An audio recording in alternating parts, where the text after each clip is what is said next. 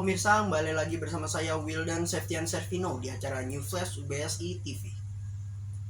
Pemirsa, berita pertama datang dari dalam negeri. Komisi Pemberantasan Korupsi atau KPK telah menahan mantan Menteri Pertanian Syahrul Yassin Limpo atau SYL yang terbukti melakukan tindak pidana korupsi di Kementerian Pertanian. Syahrul Yassin Limpo atau SYL merupakan mantan Menteri Pertanian RI untuk periode 2019 sampai dengan 2024. Yang saat ini sedang terjerat kasus tindak pidana korupsi, yakni membuat kebijakan bersama dengan melakukan pungutan dan pencucian uang di Kementerian Pertanian.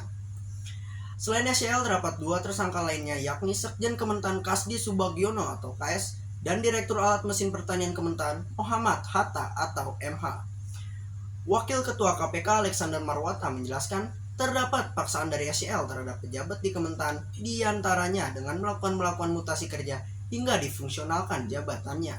Sementara itu terkait sumber uang yang digunakan berasal dari realisasi anggaran yang telah dimarkup dan permintaan uang dari beberapa vendor yang mendapatkan proyek dari Kementan.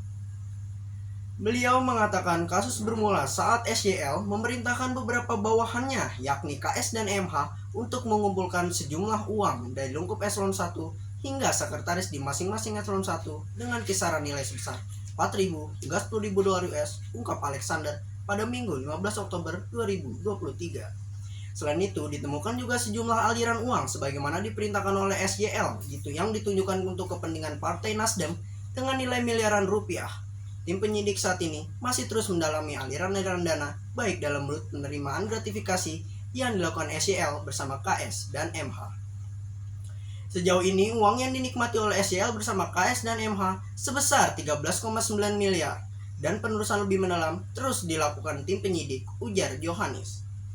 Para tersangka saat ini dapat dijerat pasal 12 huruf E dan 128 Undang-Undang Republik Indonesia Nomor 31 tentang Pemberantasan Tindak Pidana Korupsi. Selain itu, tersangka SYL juga turut pula disandingkan pelanggar pasal 3 dan 4 Undang-Undang Nomor 8 tahun 2010 tentang tindak pidana pencucian uang. Berita kedua datang dari dunia olahraga. Pejabat Gubernur Budi Heru Hartono terpantau meninjau Stadion Jakarta International Stadium guna melihat stadion tersebut yang rencananya akan dijadikan sebagai salah satu venue dalam ajang FIFA World Cup U17 mendatang. Kunjungan ini dilakukan guna melihat perkembangan proses renovasi JIS yang sudah berlangsung beberapa bulan terakhir. Renovasi ini dilakukan karena stadion ini akan digunakan untuk pertandingan Piala Dunia U17 yang akan berlangsung di Indonesia pada tanggal 10 November hingga 2 Desember 2023 mendatang. Menurut Heru, dari pandangannya, semua perbaikan yang dilakukan oleh pengelola JIS sudah berjalan dengan baik. Salah satu yang ditinjau adalah pergantian rumput pada Stadion Jakarta International Stadium atau JIS. Namun berdasarkan pengamatan dari Kompas.com, seluruh area lapangan masih ada yang terpasang rumput dan masih dilapisi oleh pasir, dikarenakan sejumlah petugas masih bekerja melapisi seluruh area lapangan JIS dengan rumput. Tidak hanya melakukan pengecekan pada rumput, Heru berserta rombongannya juga melakukan pengecekan pada tribun penonton dan juga area akses keluar masuk penonton yang nantinya akan menyaksikan secara langsung Timnas Garuda di Stadion Jakarta International Stadium. Selain melakukan peninjauan ke stadion, Heru juga melakukan peninjauan ke perumahan warga yang masih berdiri di sekitar area Jakarta International Stadium atau JIS. Heru mengaku, Pemprov DKI Jakarta sudah melakukan peninjauan terkait masalah warga Kampung Bayam yang tadinya tidak mau dipindahkan, namun sekarang masalah itu sudah teratasi. Warga Kampung Bayam sudah dipindahkan ke tempat yang lebih layak, yakni di Rusun Nagrak, Jakarta Utara. Sebagai informasi, Indonesia akan menjadi tuan rumah Piala Dunia U17 2023 yang akan berlangsung pada 10 November hingga 2 Desember 2023 mendatang.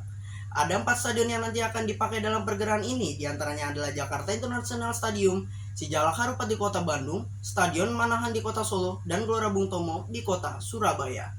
Baik pemirsa, demikian New Flash malam hari ini. Kami akan kembali 2 jam mendatang dari sekarang. Saya Wildan Septian Servino, pamit undur diri. Selamat menyaksikan acara kami selanjutnya.